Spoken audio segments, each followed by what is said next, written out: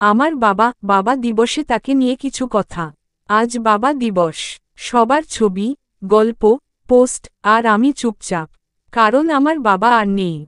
তবুও আজ তার কথা যেন আরও বেশি মনে পড়ে। বাবা মানেই যে ছিল নির্ভরতার ছায়া।